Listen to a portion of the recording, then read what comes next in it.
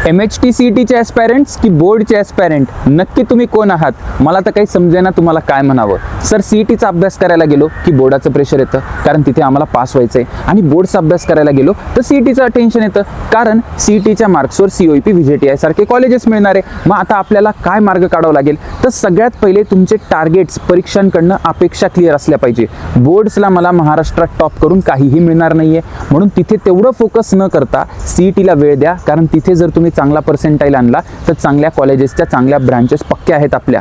मग सकाळी उठल्या उठल्या सगळ्यात पहिले बोर्ड्सला फोकस करा. सर बोर्ड्सला का फोकस करायचं? कारण तुमचं प्रेशर कमी होईल CETवरचं. म्हणजे साधारण सकाळी 5 पासून अभ्यास सुरू केला तर दुपारी 1-2 वाजेपर्यंत तुम्ही फक्त आणि फक्त बोर्ड करू शकता.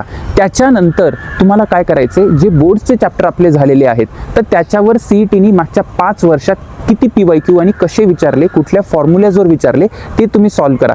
5 वर्ष नाही जमलं तर किमान 2 वर्षाचे तर तुम्ही केलेच पाहिजे. आता ज्या PYQजवर आपल्याला फॉर्म्युलाज आहेत ना, त्या फॉर्म्युलाची लिस्ट आत्ताच बनवून ठेवा, म्हणजे बोर्ड्स नंतर आपल्याला कामात येणार आहे.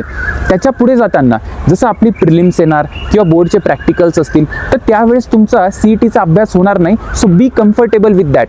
याचं टेन्शन घेऊ नका की माझा अभ्यास होत नाही, कारण सगळे तेच करतायत तर तुम्ही ते करू नका. सगळ्यांकडेच वेळ कमी आहे, वेळेचं परफेक्ट नियोजन करा. सगळे चॅप्टर CETचे आता नाही करता आले तरी ठीक आहे, काही चॅप्टर्स आहेत ते तुम्ही आता करू शकता, जे तुम्हाला कॉन्फिडन्स बूस्ट देतील.